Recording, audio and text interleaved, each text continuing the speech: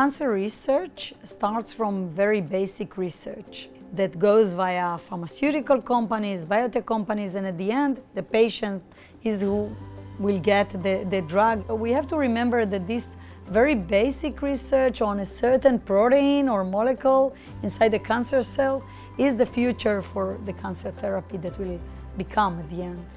Hi, I'm Professor Ronit Satchi-Fainaro. I'm the head of the Cancer Research and Nanotechnology Laboratory, and I'm the director of the Cancer Research at Tel Aviv University and the 17 affiliated hospitals to the Sackler Faculty of Medicine.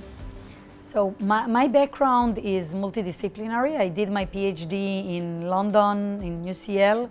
I combined all these different fields and I had to apply to my first grant, and one of them was the grant for early investigators by the ICRF.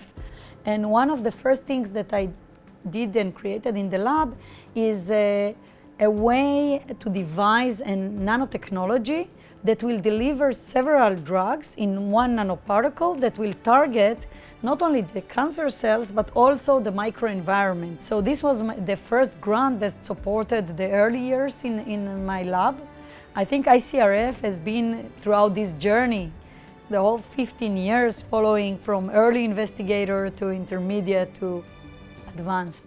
One of the most interesting questions that were raised a few years ago was how come that melanoma, skin cancer, breast cancer and lung cancer send metastases to the brain. The brain is supposed to be a protected site, so we couldn't understand why would it be such an hostile environment for cancer cells to come and disseminate to the brain. So when we decided to research that as a common denominator, as a phenomenon which is not dependent on the cancer type, but it's dependent on the interactions, what we call tumor-host interactions. This is the stage that I applied to the ICRF Professorship, which is a grant that supports my lab now for 7 years. And what we are developing, once we understand these interactions and who are the players, how to sabotage these interactions, how to block them and not allow them to interact, thus preventing from them ever getting to the brain. Being in a multidisciplinary lab allows us to see the bigger picture and to see why are we doing, to ask the right questions, why are we doing this?